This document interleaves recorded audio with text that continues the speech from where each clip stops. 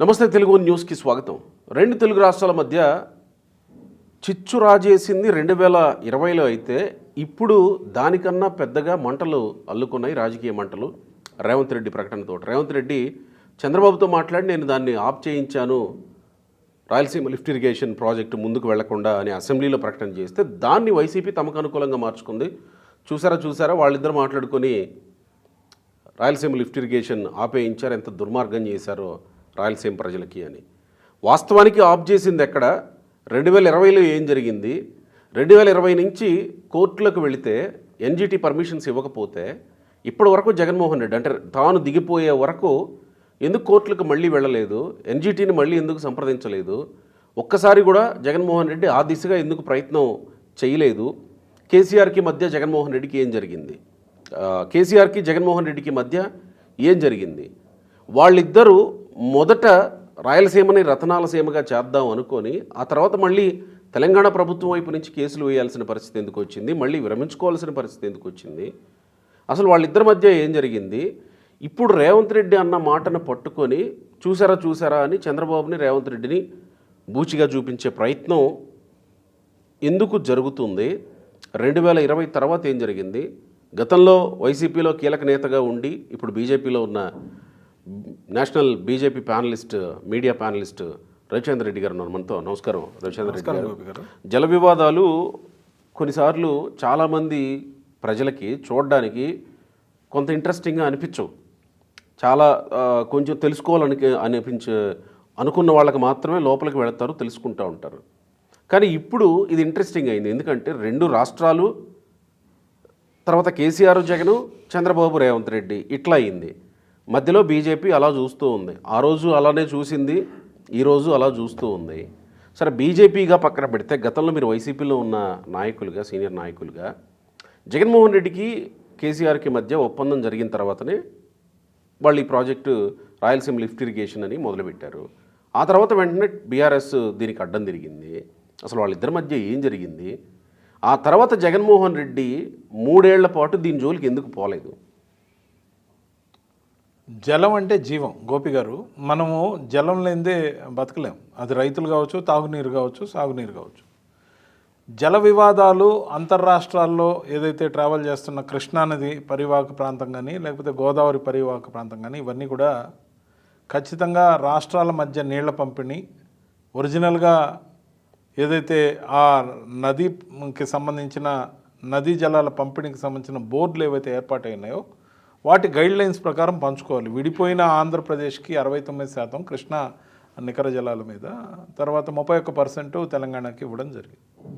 So ఈ క్రమంలో కేసీఆర్ గారు అప్పుడు అధికారంలోకి రాగానే ఇది మేము ఒప్పుకోం అంటే పంపకం అయిపోయాక మాకు కూడా సమానమైన వాటా కావాలని ఏదైతే మాట్లాడడం మొదలుపెట్టాడో దాంతో మొదట వివాదానికి బీజం పడింది.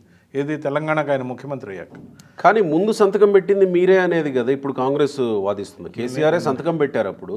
కాదు, మామూలుగా ఏంటంటే బైఫర్కేషన్కి సంబంధించి అల్లకేషన్స్ ఏవైతే వచ్చినాయో బైఫర్కేషన్లో హైదరాబాద్ని ఆంధ్రప్రదేశ్ కోల్పోయినా ఆంధ్రప్రదేశ్ ఒప్పుకుంది. లేకపోతే రాజధాని లేని రాష్ట్రంగా, రెవెన్యూ లోటుతో మొదలైన రాష్ట్రంగా చంద్రబాబు నాయుడు గారికి అప్పచెప్పినప్పుడు 16,000 కోట్ల రెవెన్యూ లోటుతో మొదలైన రాష్ట్రం, రాజధాని లేని రాష్ట్రం. అన్ని ఒప్పందాలని ఏదైతే బైఫర్కేషన్ యాక్ట్లో పెట్టారో అన్నింటినీ ఆంధ్రప్రదేశ్ ఒప్పుకుంది. తెలంగాణ అప్పుడు ఒప్పుకొని తర్వాత దాన్ని ఎదురు తిరగడం ప్రారంభించారు కేసీఆర్ గారు. జల వివాదాలని రేపి దాంట్లో సెంటిమెంట్ రగుల్చుకునే కార్యక్రమంలో రెండోసారి అధికారంలోకి రావడానికి కూడా జల వివాదాలని ఇంకొకసారి రగిల్చి మరీ వచ్చారు. సో నేననేది ఏంటంటే జల వివాదంగా ఉండాల్సిన అవసరం లేదు. ఇక్కడ కేఆర్ఎంబి ఉంది, ఆ తర్వాత జిఆర్ఎంబి కూడా స్టార్ట్ అయింది, గోదావరి రివర్ మేనేజ్మెంట్ బోర్డు కూడా. ముఖ్యంగా కాళేశ్వరంకి సంబంధించి కాళేశ్వరం కట్టుకునేటప్పుడు దానికి అనుమతులు లేకపోయినా పట్టిసీమకు సంబంధించి చిన్న అడ్జస్ట్మెంట్ బ్యాలెన్స్ కెనాల్ కంప్లీట్ చేసుకునే కార్యక్రమాన్ని పట్టిసీమ ప్రాజెక్టుగా చంద్రబాబు నాయుడు గారు రూపొందించినప్పుడు మరి ఒకరికొకరు మాట్లాడుకొని సహకరించుకోవడం జరిగింది. లేకపోతే గోదావరి మీద కాళేశ్వరం కట్టేదానికే లేదు. సో దానికి ఎప్పుడు కూడా ఎగువ రాష్ట్రానికి ఉన్న స్వేచ్ఛ దిగువ చిట్ట చివరి రాష్ట్రం ఏది కృష్ణా జలాల మీద కానీ గోదావరి జలాల మీద కానీ చిట్ట చివరి రాష్ట్రం ఏదైతే ఉందో మనం దాటుకున్నాక ఆ నదులు సముద్రంలో కలిసిపోతాయి. సో మనకు హక్కులు ఒకరు కొత్తగా ఇవ్వాల్సిన అవసరం లేదు. మిగులు జలాలు, వరద జలాలు వాటి మీద సముద్రంలో కలవకుండా మన రాష్ట్రాన్ని సుభిక్షంగా చేసుకోవడం కోసం చంద్రబాబు నాయుడు గారు ఆ రోజు డిజైన్ చేసి ఆ పట్టిసీమ కానీ, ఆ తర్వాత సబ్సీక్వెంట్గా అతి వేగంగా అనుమతులన్నీ లేకపోయినా పాలమూరు రంగారెడ్డి దిండి ప్రాజెక్టుని కేసీఆర్ గారు ఎత్తిపోతల పథకాల కింద రూపొందించి ఆ ఎత్తిపోతల పథకాలని రివర్ బేసిన్లో, ముఖ్యంగా సాగర్ జలాలకు సంబంధించి శ్రీశైలం డ్యామ్ దగ్గర 800కి దగ్గర ఏదైతే బాటమ్ లెవెల్లో పంపులు వేసి ఆ పంపులు సోర్స్ ఆఫ్ వాటర్ నుంచి లిఫ్ట్ చేసేటప్పుడు మనకి ప్రమాదం అనేది చంద్రబాబు నాయుడు గారు ఆ రోజు అబ్జెక్ట్ చేశారు. తర్వాత ఎందుకని అబ్జెక్ట్ చేయాల్సి వచ్చిందంటే రాయలసీమ ఎడారి కాకూడదని. ఎందుకు ఎడారవుద్ది అంటే 854 లెవెల్ దాటితే కానీ మనకు రాయలసీమకి జీవనాధారంగా ఉన్న పోతిరెడ్డిపాడు ప్రాజెక్ట్ ద్వారా నీళ్లు ఆ కెనాల్ నుంచి లోపలికి వెళ్ళవు, రాయలసీమకి అందవు. సో మనకి 854 లెవెల్ రావాలి అంటే సోర్స్లోంచి నీళ్లు తీసేయకూడదు, పైకి నీళ్లు పెరిగితేనే కదా మనకు వచ్చేది. కింద నుంచి లోడేస్తున్నారు పాలమూరు రంగారెడ్డి దిండి ప్రాజెక్టులతో. సో ఇది అన్యాయం, అక్రమం అనే వివాదాలు వచ్చాయి, పై దాకా పోయింది, ట్రిబ్యునల్ దాకా పోయారు. ఈ క్రమంలో జగన్మోహన్ రెడ్డి గారు అధికారంలోకి రావడం, తర్వాత కేసీఆర్ గారు కంటిన్యూ కావడం, ఆ మిత్రత్వంతో మాట్లాడుకోవడం, తర్వాత ఎప్పుడైనా కూడా కెనాల్లో ఆ లెవెల్కి వచ్చి వరద జలాలు వచ్చినప్పుడు కూడా పోతిరెడ్డిపాడుకు పోయే నీళ్లలో కెనాల్ విడుతూ తక్కువ ఉండేది. ఆ కెనాల్ విడుతును పెంచడం ఒక ప్రాజెక్ట్ లాగా, దానికోసం ఒక రిజర్వాయర్ని ఏదైతే ఒక సాగర్ అనే దాంతో ఏదైతే పెట్టారో దాన్ని నిర్మించడం, అంటే ఎత్తిపోతలకి సంబంధించిన అంశాన్ని ఆ రిజర్వాయర్లోకి పోసుకొని దాంట్లో నుంచి పోతిరెడ్డిపాడుకి నిరాటకంగా వరద జలాలు వచ్చినప్పుడు ఆ 854 దాటినాక మ్యాక్సిమం రిసోర్సెస్ వాడుకునేందుకు జగన్మోహన్ రెడ్డి గారు ప్రయత్నం చేసినప్పుడు కేసీఆర్ గారు ఎన్జీటీ అబ్జెక్షన్స్ని లేవనెత్తారు. అంటే ఎన్జీటీ అబ్జెక్షన్స్ లేవనెత్తినప్పుడు చెప్పండి, కేసీఆర్ జగన్ ఒప్పందంతో కాదా జగన్మోహన్ రెడ్డి రాయలసీమ లిఫ్ట్ ఇరిగేషన్ అన్నది? ఒప్పందం అనేది పైకి మాత్రమే, కానీ పాలమూరు రంగారెడ్డి దిండి ప్రాజెక్టులకు ఏదైతే సోర్సులోంచి నీళ్లు తీస్తున్నారో, ఓకే, ఈ పోతిరెడ్డిపాడుకి జగన్మోహన్ రెడ్డి గారు చేసింది ఏంటంటే ఆయన కూడా వరద జలాలకి 854 వచ్చేదాకా మేము వెయిట్ చేయం, మేము కూడా సోర్స్లోనే పంపులు పెడతామని కూర్చున్నాడు. ఓకే ఓకే ఓకే, అక్కడ ఇద్దరికి వివాదాలు వచ్చినాయి. ఆగండి, అంటే అవగాహన కొద్దీ ఆయన రాయలసీమ లిఫ్ట్ పెడతా అన్నాడు. అంటే ఓకే, మీరు రాయలసీమ లిఫ్ట్ పెట్టుకోండి, మేము 854 రాకముందే మేము లిఫ్ట్ చేసుకుంటాం. ఎందుకంటే మీరు దీనికి ఓకే అంటే మేము దీనికి ఓకే అంటాం అనే ఉన్న ఒప్పందం జరిగింది. 512 టీఎంసీ నికర జలాల మీద హక్కు కలిగిన ఆంధ్రప్రదేశ్కి మనం వాడుకునే జలాల కన్నా అతి తక్కువగా వాడుకునే అవకాశం ఎందుకు లేకుండా పోయిందంటే పోతిరెడ్డిపాడు ద్వారా రాయలసీమకి సంబంధించిన నీళ్ల పారుదల మొత్తం కూడా పోతిరెడ్డిపాడుకు సంబంధించిన కెనాల్ విడ్త్ తక్కువగా ఉండడం, ఆ సోర్స్కి రైజ్ కావాల్సిన వరద జలాలు వీళ్ళు కరెక్ట్గా ఆ టైంలో పంపులు ఆన్ చేసినందువల్ల పాలమూరు రంగారెడ్డి ప్రాజెక్టులు ఏవైతే రిజర్వాయర్లు పెద్ద పెద్దగా కట్టేస్తున్నారో ఆ సోర్స్ నుంచి మీరు ఎత్తుకునేటప్పుడు మేము కూడా సోర్స్ నుంచి తీసుకోవాలి, దాన్ని ఒక రిజర్వాయర్లో స్టోర్ చేసుకోవాలి, దాని ద్వారా వరద జలాలు లేనప్పుడు కూడా పోతిరెడ్డిపాడుకి వెళ్ళాలి అనేది ఆ ప్లాన్లో భాగం జరిగింది. రకరకాల కారణాల వల్ల ఎలక్షన్స్కి ముందు ఏం ఒప్పందాలు ఎవరి మధ్య జరిగినా కానీ మొత్తం మీద ఆ ప్రాజెక్ట్ ఆగింది.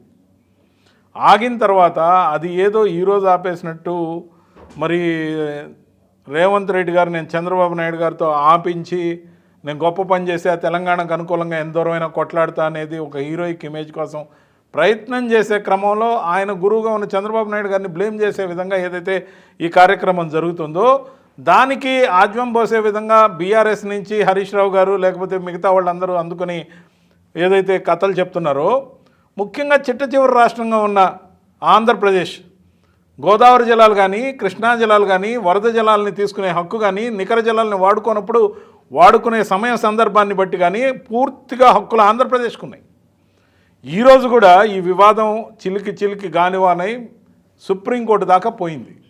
సుప్రీంకోర్టు ఏం చెప్పింది, అది బయలాటరల్గా మీరు పరిష్కరించుకోవాల్సిన అంశాన్ని వీలైనంత వరకు ఆ దిశలో, ఇప్పుడు చీఫ్ ఇంజనీర్లు లేకపోతే ఒక దశలో సాగర్ జలాల పంపిణీలో వివాదాలని చెప్పి డ్యామ్ మీద 2 రాష్ట్రాల పోలీసులు ఘర్షణపూరితమైన వాతావరణాన్ని మనం చూసాం. ఈ వాతావరణం చంద్రబాబు నాయుడు గారి హయాంలో జరిగింది, జగన్మోహన్ రెడ్డి గారి హయాంలో కూడా జరిగింది. ఒకసారి కాదు 2 సార్లు జరిగాయి. అంటే రవిచంద్ర రెడ్డి గారు ఇక్కడ ఈరోజు సుప్రీంకోర్టులో జరిగింది వచ్చి నల్లమల సాగర్ నిర్మిస్తున్నారు, దానికి సంబంధించి మీరిద్దరూ పరిష్కరించుకోకూడదు మధ్య మార్గంగా అని అన్నది. ఇక్కడ ఏమంటున్నానంటే రేపటి రోజున ఆంధ్రప్రదేశ్ ప్రభుత్వం మళ్ళీ ట్రిబ్యునల్ ముందు వాదనలు వినిపిస్తాను, 22వ తేదీన ఏమో విచారణ జరగబోతుంది ట్రిబ్యునల్. ఖచ్చితంగా సమర్థవంతంగా కూటమి ప్రభుత్వం నడుస్తున్న ఈ క్రమంలో అందులో కేంద్రంలో అధికారంలో ఉన్న భారతీయ జనతా పార్టీ ఏ రాష్ట్రానికి అన్యాయం జరగకుండా కాపాడే పెద్దన్న పాత్ర పోషించడంతో పాటు కూటమి ప్రభుత్వం ముఖ్యంగా చంద్రబాబు నాయుడు గారి నాయకత్వంలో సమర్థవంతంగా వాదనలు వినిపించే అవకాశం కోసం ఈ నెల 22న ఏదో జరగబోతుంది. దాంట్లో ఖచ్చితంగా చూపిస్తుంది. ఇప్పుడు నేను పదే చెప్పేది ఏంటంటే గోపి గారు, నికర జలాల్లో మన హక్కుల్ని పూర్తిగా వాడుకోకుండా మిగిలిపోయిన టీఎంసీలను వాడుకునే హక్కు మనకుంది. ఒకటి.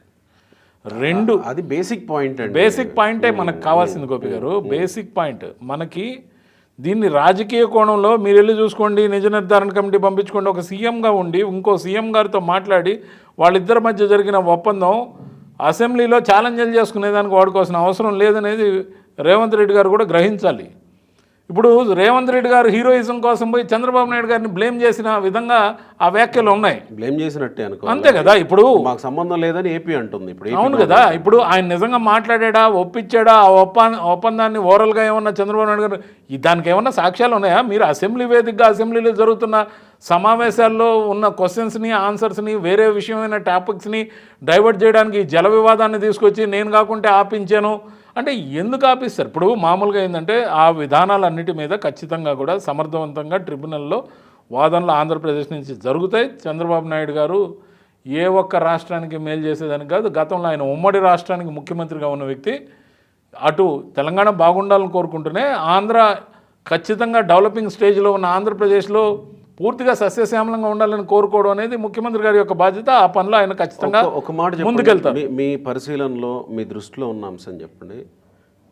ఇప్పుడు రాయలసీమ లిఫ్ట్ ఇరిగేషన్ ఆపింది ఎవరు? చంద్రబాబు, జగన్మోహన్ రెడ్డి? రాయలసీమ లిఫ్ట్ ఇరిగేషన్ అనేది ఎలక్షన్కి ముందే ఆగింది. కారణం ఎలక్షన్కి ముందంటే జగన్మోహన్ రెడ్డి గారి హయాంలోనే ఆగింది. ఎందుకని ఆగిందంటే ఎన్జిటి వెంటనే ఆపు చేయాలని నిర్దేశించిన గైడ్ లైన్స్ వల్ల ఆగిపోయిన మాట వాస్తవం.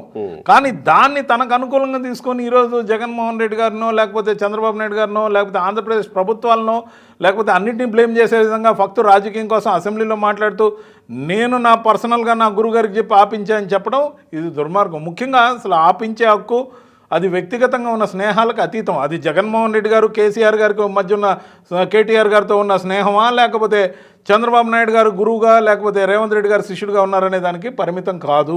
ఈ రెండు రాష్ట్రాల అంశాలు రాష్ట్రాన్ని యొక్క రైతాంగంతో పాటు రెడ్డి కేవలం రాజకీయం కోసమే ఇంత పెద్ద అబద్ధం ఆడతాడు. ఖచ్చితంగా. ఎందుకంటే రాజకీయ 100%. ఎందుకంటే సభలో సమావేశాలు జరుగుతున్న క్రమంలో ఇంత గొప్ప విషయం అని చెప్పబోయి తన గురువు గారికే నెగిటివ్ ఇమేజ్ వచ్చే విధంగా మాట్లాడిన మాటలు ఫక్తు రాజకీయం. ఇది రాజకీయం. ఇప్పుడు మీ ఇద్దరి మధ్యలో ఓరల్ ఒప్పందం జరిగిందా లేకపోతే రిటర్న్గా జరిగినాయా, దానికి ఏం శాంక్టిటీ ఉందనేది లేకుండా నేను ఆపించినా మీరు పోయి చూసుకోండి నిజ నిర్ధారణగా అసలు యాక్చువల్గా ఆగింది ఎప్పుడు అనేది చర్చించాల్సిన అంశం.